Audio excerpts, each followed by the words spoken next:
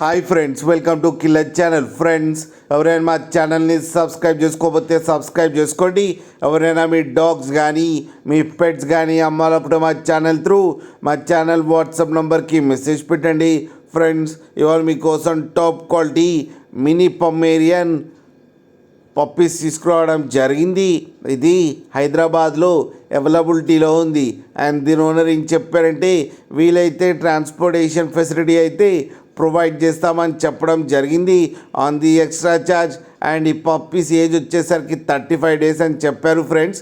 And వీటికి deworming అయితే complete చేసామని చెప్పారు. ఓన్లీ మేల్ పప్స్ అయితే అవైలబుల్లో ఉన్నాయని చెప్పారు.